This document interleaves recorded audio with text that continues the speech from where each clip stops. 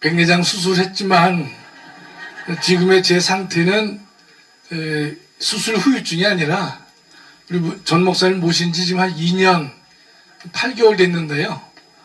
드디어 이제 몸이 좀 다운돼서 목사님 모시기가 힘든데 그래서 조금 제가 재충전을 좀 하고 있습니다. 한 2주 좀 쉬었는데요. 지금은 이제 많이 이제 회복이 돼서 이제는 움직이면서 제가 해야 되는 것이지 집에서 쉬는 것은 전부가 아니기 때문에 제가 오늘부터 이제 열심히 좀 참석하고자 했습니다.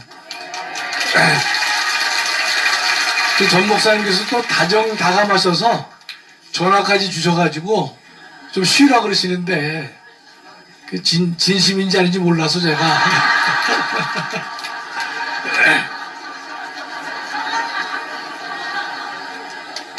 말씀 그대로 믿으면 안 되겠더라고요. 제가 오늘은 좀 주제는 이제 주제를 잡았는데 또 제목을 보시면 중국의 대만 침공이다 이렇게 제가 했잖아요. 여기 삼성 장군도 계시고 사단장도 계시는데 출신이 방위 출신이 군대 얘기한다는 게 참 이게 격이 안 맞는 것인데 제가 지난주 저희가 이런 포럼 시리즈를 하고 있는데요. 자유일보하고 자유통일당하고 120개 포럼이 합쳐가지고 제목을 이렇게 잡았습니다. 자유통일당에 세 개가 협조를 해서 하지만 제목은 자유통일당으로 되어 있고 자유통일당의 반국가 세력 척결 시리즈, 대한민국의 반국가 세력을 척결해야 되겠다. 척결 시리즈를 저희가 하고 있거든요. 그래서 일본이 여러분 참석하신 분도 계시겠지만 9.19 군사합의를 파기하라. 그 첫 번째 주제로 저희가 했습니다. 그 이후에 저희 때문에 그런 결과가 된 건 아니겠지만 북한은 이제 파기를 했고 지난주에는 이제 두 번째 시리즈를 했었는데 이제 시리즈 제목이 뭔가면 지난번 한미일 대통령들이 미국의 캠프 데이비드에 모여가지고 국가 안보를 논하고 그다음에 조국 통일에 대해서 합의를 한 바가 있습니다. 그래서 그 발표를 이제 지난주 금요일날 이제 들었는데 그 발표하신 분이 상당히 광범위하게 말씀을 하셨는데 그래서 제가 저한테 꽂힌 게 뭔가면요. 이 중국이 대만을 공격했을 때의 상태에 대해서 한 꼭지가 들어있었어요. 여러 꼭지를 말씀하셨는데 그 중에 한 꼭지가 발표문에도 나와 있고 했는데 중국이 대만을 침공했을 때 이런 대한민국은 어떠한 문제점이 있을 것이냐에 대해서 이제 발표를 간단히 하셨는데 제가 그 제목이 마음에 꽂혀서 집에 가서 제가 이제 관련 문헌을 좀 읽어보고 아직 많이 못 읽었습니다. 어제 주일이기도 하고 그래서 제가 또 이런 국방에 대해서 전혀 전문 지식이 없는 상황이기 때문에 정리가 안 된 경우도 많이 있는데요. 제가 이것을 한번 더 연구를 해가지고 한 꼭지를 좀 잘 완성을 시켜볼까 이런 생각을 제가 하고 있습니다. 하고 있는데 오늘 아마 강의 내용은 상당히 좀 중구난방이 될 수도 있습니다. 제 전문가가 전문 영역이 아니기 때문에 제 전문 영역은 강의를 잘하잖아요. 별로 반응이 없으시네. 제가 혼자만 이 사실을 가져서는 안 될 것이다. 물론 군사 전문가들은 다 많이 알고 있는 내용이겠지만 통상의 상식인으로서 상당히 경각심을 저는 많이 받았기 때문에 함께 제가 나눠보고자 하는 것입니다. 다음이요. 그러니까 중국은 여러분 알다시피 하나의 중국 원칙을 가지고 있지 않습니까? 대만은 중국에는 중요한 이제 핵심적인 이익이 되는 것이고 그렇기 때문에 중국은 지금도 대만이 독자 독립을 추구한다든지 또는 이걸 갖다가 지지하거나 조장하는 것을 중국은 받아들이지 않죠. 하나의 중국을 강조하기 때문에 그렇습니다. 그래서 바이든이나 윤석열 대통령이나 일본이나 뭐라고 말하는 거면 이런 표현을 주로 쓰죠. 신문에서 보면 현상 변경을 용납하지 않겠다. 그것이 이제 이 자유 서방 국가의 외교적인 이제 화법이 된 것입니다. 중국은 대만을 자기네 나라의 일부로 하는 하나의 중국 원칙을 갖고 있지만 거기에 대해서 정면 반박하는 것이 아니라 현상 변경을 용납하지 않을 것이다. 그런 식으로 우회적으로 서방의 입장을 얘기하고 있는 것이고 얼마 전에 윤석열 대통령도 그런 입장을 이제 표명한 바가 있는 것이죠.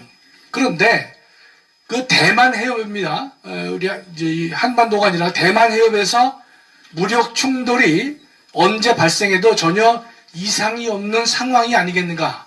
미국과 중국이 계속해서 다투고 있고 실제로도 지금 패권 국가로서 둘이서 언제 붙을지 모르는 워낙 규모가 큰 나라이기 때문에 우리가 쉽게 붙지는 못하겠지만 그러나 정치, 경제, 군사 모든 면에 있어서 지금 상당한 대립각을 가지고 있다. 러시아가 아니라 중국이 미국과 대립을 하고 있다는 사실을 우리가 다 잘 알고 있는 것입니다. 다음이요. 그래서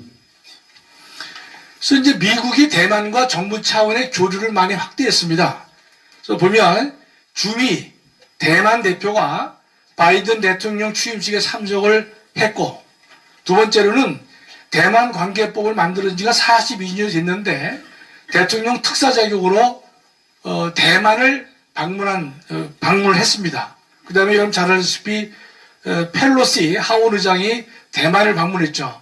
그렇기 때문에 그 당시 중국에서도 계속해서 반격을 가하는 그런 일을 했었는데 여하튼 지금 미국과 대만이 정부 차원의 교류를 상당히 확대하고 있다.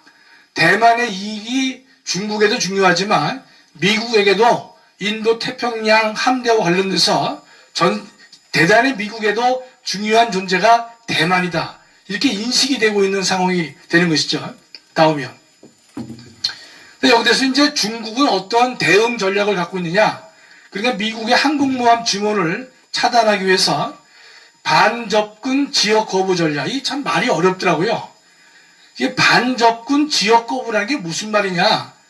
제가 보니까 영어로 보면 anti-access 그 다음에 and area denial이라고 됐어요. 직역을 한 거예요 보니까요. anti-access니까 반은 half가 아니라 반대라는 뜻이죠. against. 그러니까 접근을 금한다. 반이란 말은 반만 들어온다는 게 아니라 접근 자체를 금한다. 그런 의미의 반입니다. 그렇죠? anti-access니까. 그다음에 area denial이니까 지역을 거부한다. 미국 사람들이 중국의 대응 전략에 대해서 미국 학자들이 붙인 이름이에요. 미국 학자가 붙였는지 뭐 국방부가 붙였는지 모르겠는데 그러니까 이거를 갖다가 우리 한국 사람들이 쓰려니까 다른 말로 쓰지 못하고 반접근 지역 거부다. 이런 용어로 한국의 학자들이나 군 당국들이 번역을 해서 쓰고 있다가 이 뜻이에요. 그럼 이게 접근을 못하게 하면서 지역을 거부한다. 이게 에어리어 디나이라는 단어도 제가 볼 때는 이 지역 거부란 말이 와닿질 않아요. 그래서 좀 이게 멋있는 말로 우리 이 건전한 상식에 맞게끔 번역을 했으면 좋겠는데 아직 그런 용어를 제가 공부를 못 해봤습니다. 그럴 경우에 이게 이제 이런 의미가 됩니다. 여러분 쉽게 생각하면 제가 이해하는 바로는 중국이 자기네 해안 이 내륙 다시 자기네 영토를 중심으로 방어한다는 개념이 아니라 영토로부터 일정 기간 뛰어서 바다에 선을 그어가지고 그 지역 안으로 외국 군대들이나 이런 사람들이 들어오지 못하게 할 것이다. 해안선을 중심으로 하는 것이 아니라 그들이 그어놓은 방어선, 바다에 방어선을 쳐놓고 그 안으로 외국의 힘이 들어오지 못하게 한다.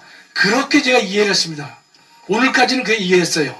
제가 한 번밖에 글을 못 봤기 때문에 제가 좀 더 몇 개를 더 읽어보려고 하는데 근데 이런 경우에 알다시피 중국은 우리 항공모함이 뭐 라오닝도 있고 뭐 산둥도 있고 여러 가지 항공모함을 중국이 이제 가지고 있단 말이죠. 다음이요. 그래서 반접근 지역 거부다. 이 말을 제가 다시 한번 해보면 해양 군사력이 열세인 세력이 해전을 거부하며 해양 강국을 상대로 펼치는 전략이다. 그러니까 제가 여기서도 하나 이해가 안 되는 게 해양 군사력이 약한 존재가 해양 강국을 상대로 벌이는 전략까지는 이해가 되는데 해전을 거부한다고 이게 글에는 써 있어요. 그래서 제가 이게 저 개인적으로 이해가 좀 방위라고 하는지 이해가 안 돼요. 제가 볼 때는. 그 다음에 또 하나는 밑에 보면 중국은 주요 전력이 자국으로 접근하지 못하도록 미국의 전력이 자국에 접근하지 못하도록 해상 방어선을 여럿 그었다. 해상 방어선이 있어요. 좀 이따 보여드리겠지만 중국이 바다에 그 방어선을 그어놨는데 그 이름이 한자를 그대로 우리나라 말로 읽어버리면 도련입니다. 도련선. 이 도는 뭔가 하면 섬이에요. 섬을 연결한 체인 것 같다 돼 있는데 이게 이제 국방 관련된 학자들도 도련선이라는 말을 쓰는데 제가 좀 권고를 한다면 좀 쉬운 말로 썼으면 좋겠어요. 본인이 전문가라면 이거 편한 말로 그대로 한자를 읽으면 도련이지만 실제로는 이런 선이 맞다라고 했으면 좋겠는데 아직 그게 안 되더라고요. 보니까요. 다음이요. 네, 지금 이제 중국이 지역 거부, 에어리어 디나이얼 그래가지고 지역 거부 능력을 중국은 이렇게 논문에 나와 있어요. 228만의 인민 해방군을 가지고 있는 것이다. 세계 최대라는 것이죠. 중국 연안 지역의 레이더에서는 공격 함정과 전투기를 공격할 수 있는 지역 거부 능력이 있다. 이렇게 이제 되어 있고요. 그다음에 중국의 탄도미사일 체계는 태평양 지역의 미군을 타격할 수 있고 잠수함을 괌 일대까지 운영할 수 있다. 그럼 뭐 중국도 G2 국가니까 상당한 이제 그 군사력을 가지고 있다고 봐야 되겠죠. 다음이요. 제가 뭐 전문가가 아니기 때문에 가능한 주어진 이제 준비해온 문장을 함께 이게 읽는 방향으로 하겠습니다.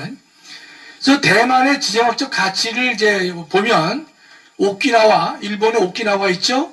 그 다음에 이제 대만이 있죠. 필리핀이 있고 몰라카 해협이 있는데 그 선을 잇는 게 제1도련선이라고 이제 보통 용어를 쓰더라고. 제1도련선. 근데 그 제1도련선의 중앙에 대만이 위치하고 있습니다. 그러면 이제 중국의 첫 번째 등장이 동중국해고 필리핀과 관련돼서 남중국해가 있는 것인데 그 양자를 연결시켜주는 대만은 지정학적으로 상당히 중요하다 이렇게 말을 하고 있고 대만은 본토와 130km를 해협을 놓고 중국 본토와 마주하고 있다. 이렇게 이제 글에 되어 있습니다. 다음이요. 그래서 만약에 중국이 대만을 장악하게 되면 미국과 일본의 경우에 미국은 인도 태평양 전략에 심각한 손상을 입을 수밖에 없을 것이다. 그럼 우리가 쉽게 이해할 수가 있는 것이죠. 그 다음에 또 중국이 대만을 점령하게 되면 일본은 일본의 해상 교통로에 중대한 해를 받을 수밖에 없는 것이다. 그건 일본만 그런 것이 아니라 대한민국도 마찬가지가 된 것이죠. 우리가 석유를 갖다가 동남아에서 사우디 쪽에서 가져올 때 몰라카 해협 옆으로 해가지고 들어오게 되는데 중국이 근데 대만을 점령해 버리면 그 자기네 이 해역이 넓어지면서 해상 운송에 기름 운송에도 많은 이 불리한 영향이 있을 것이다. 그건 일본뿐만 아니라 한국도 마찬가지라고 생각을 합니다. 다음이요. 요게 이제 제1도련선을 제가 그림이 두 개가 있는데 첫 번째 그림은요. 여러분 이제 그 오키나와 그다음에 대만 그다음에 필리핀 그다음에 이 말레이시아 그 해협 거기가 그 선을 긋는 게 제1도련선이고요. 중국 사람이 근 겁니다.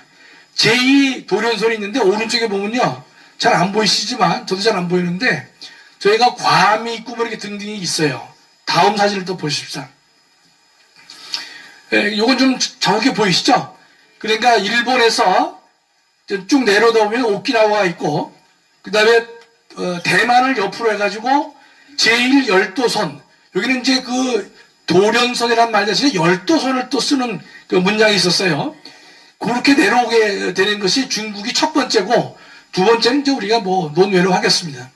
저런 이제 선을 중국이 그어놓고 자기 방어를 하고 있다 이렇게 볼 수가 있겠습니다. 다음이요. 그래서 이 도련선 전략이라는 것은 뭔가면 제가 보니까 1980년대에 중국 해방군의 류화칭이라고 되어 있는데 우리나라 걸로 그대로 읽으면 유화청이 되는데 책에는 유화칭으로 되어 있어요. 이걸 제가 잘 모르겠는데 그래서 여기서 도련 그러니까 이제 아일랜드 체인이다. 그러니까 섬과 섬을 연결시켜주는 체인과 같은 것이다. 이렇게 해서 이제 갖다 쓰고 있는 것인데, 중국이 1980년대부터 이런 도련선을 거놓고 자기네 지역을 방어하기 위한 방어선을 친 것이 아닌가 이렇게 생각을 합니다. 다음이요. 그래서 제1도련선과 제2도련선이 있는 것이죠. 자, 제 밑에 보면 열도선, 도련선, 어떤 학자는 열도선이라는 말 쓴 것도 있고 또 도련선이라는 단어를 쓰고 있는데 원칙은 보니까 도련선이라는 단어를 쓰고 있더라고요. 다음이요. 제2도련선은 제1보다 더 오른쪽에 있는 것인데 뭐 괌과 사이판과 파푸아 뉴기니, 서태평양 이걸 하게 가지고 중국의 야심은 태평양을 미국과 반분한다. 그러한 거대한 자신들의 꿈을 꾸는 것 같아요. 다음이요. 중국 병력이 그 대만 근처에는 복권 지역에 7만 명의 지원 병력 25만 명, 해군 이렇게 있고 뭐 여러 가지가 이제 있어요. 다음이요. 현재 대만은 어떤 입장인가 하면 첫째가 미사일과 어뢰 설치 능력은 상륙을 어렵게 한다는 거예요. 제가 이걸 유심히 봤는데 중국 사람들이 이제 지상군이 이제 대만을 점령하려고 했을 경우에 대만에는 그 미사일도 있고 어뢰 설치 능력 때문에 대만에 대한 상륙이 좀 쉽지 않다. 그렇게 되어 있습니다. 두 번째로는 대만은 그 해변이 조수 간만의 차가 매우 극심해서 1년에 2개월에 한해서만 상륙이 가능하다. 그건 대만에 상당히 유리한 점이 될 것이에요. 그러다 보니까 대만은 이제 4개월 의무복무제에서 다시 이제 1년으로 의무복무제를 환원시키려고 하고 있고, 금년 9월에 뭐 지대함, 미사일, 뭐 공대공해서 여러 가지 이제 무기를 미국으로부터 구입을 했다 그래요. 저는 뭐 지대함, 공대공이 60기가 어떻고 100기가 이게 느낌이 별로 없습니다. 네, 다음이요. 그래서 미국 의회에 의회 조사국이 있는데 금년 8월 30날 공개된 내용을 보면 중국의 대만 침공이 현실화될 경우 주한미군을 포함한 영내 미군의 역할이 재검토돼야 된다. 그러니까 주한미군이 대만 사태에 개입할 수 있도록 역할 확대가 재검토된다. 이 대한이 아니라 대만입니다. 이 말은 뭔가면 물론 미국이나 우리나라에서도 이 개념을 다 가지고 계시겠지만 대만에 문제가 생겼을 경우에는 주한미군까지도 동원이 돼서 대만 방어에 나설 수 있도록 해야 옳지 않느냐. 그런 검토 보고서가 8월 30일 나왔다고 그래요. 다음이요. 지금 현재 대만은 미군은 당연히 없고 상호 방위 조약도 없지요. 그런데 미 지상군이 대만을 탈환하기 위한 역내 최대 규모의 지상군인 주한미군 22,000명. 지금 현재 대한민국은 22,000명의 역할에 우리가 주목할 필요가 있지 않느냐. 다음이야. 그러니까 이게 이제 한반도의 시사점인데요. 2006년에 이제 한미 간에 이런 약속을 했답니다. 주한미군의 전략적 유연성을 인정하기로 한다. 주한미군의 전략적 유연성이죠. 그 대한민국은 뭐냐? 미국의 세계 군사전략 변화의 논리를 충분히 이해하고 있고 주한미군의 전략적 유연성을 존중하겠다라고 하는 것이 2006년에 한미 간에 이게 발표가 된 내용이라고 그래요. 다음이요. 이제 결론적인데요. 대만에 이제 문제가 생겼을 경우에 첫째, 한 번도 안보가 취약점이 드러나지 않겠는가 이렇게 보는 것이죠. 주한미군이 예컨대 거기에 차출이 된다든지 또 우리 대한민국에 있는 공군이 차출된다든지 그랬을 경우에 대한민국을 지키는 안보에 취약점이 드러날 수 있지 않겠는가. 전 그 발표에서 그걸 상당히 유심히 봤습니다. 두 번째로는 중국이 주한미군의 대만 사태 개입을 차단하기 위해서 그러니까 주한미군이 대만에 오는 것을 막기 위해서 서해상에서 우리 서해는 우리나라 서해입니다. 중국의 항모가 제해권을 장악해서 주한미군이 뜨지 못하도록 할 것이다. 이렇게 이제 거론되어 있습니다. 그러니까 한반도의 좌측을 지금 위협을 하고 있는 것이죠. 그러면서 주한미군 기지에 미사일을 공격을 만약에 감행할 경우에는 주한미군을 대만으로 차출하지 못하도록 보통 이 군대에서는요 전개라는 말을 잘 쓰더라고요. 전개하지 못하도록 그렇게 한다고 그러는데 하여튼 하지 못하도록 막아놓는 역할도 하지 않겠는가. 다음이요. 그렇다면 한국은 북한과만 싸우는 것이 아니라 중국과도 같이 적으로 상대해야 되는 상황. 또 중국이 북한으로 하여금은요, 주한미군을 한반도에 묶어두기 위해서 도발을 자행해서 유도할 수 있는, 중국이 유도할 수도 있지 않겠는가. 그런 가능성도 제가 볼 때는 보통의 사람, 저 같은 상식적인 사람한테는 있을 수 있겠다, 이런 생각이 들더라고요. 그래서 미국은 두 개의 전선에서 전쟁을 수행해야 되는데, 한반도와 대만에서 이게 전쟁을 수행해야 될 경우에, 대만에서의 상대방은 단순한 우크라이나나 이스라엘 같은 작은 규모가 아니라 엄청난 중국을 상대라고 하기 때문에 미국의 전체의 전략이 거기에 집중되지 않으면 안 되는 상황인데, 그럴 경우에 한반도에 이런 힘의 공백이 생기면 어떨 것이냐, 그런 걱정이 좀 들긴 들었습니다. 다음이요. 시간 관계상 이건 빼죠. 저 보면 저게 뭔가면 괌에서 대만으로 예컨대 무기가 비행기가 막 날아가고 이런 등등을 나와 있는 그림입니다. 다음이요. 그래서 저기 보면 두 번째 줄에 공군 중심의 주한미군이 예컨대 갈 수도 있지 않느냐. 다음이요. 그래서 이제 조시 홀리 상원 의원이 말한 건데, 중국이 대만을 침공한다면 주일 미군 외에, 일본에 있는 미군 외에 주한 미군까지 동원될 경우 한반도에서 대북 억지력이 약화될 수밖에 없을 것이다. 이건 단순한 위협이 아니라 통상 생각할 수 있는 상황이라고 여겨져요. 다음이요. 그래서 보면 북한이 공격을 해오면 북한은 캠프 험프리즈 군산 오산기지를 먼저 공격할 것이다. 그래서 이제 주한미군 전력이 대만 사태에 가지 못하도록 할 것이다. 그래서 주한미군군 전력을 차출한다. 다음이요. 빨리 끝내겠습니다. 이제 비전문가가 하기 때문에 이게.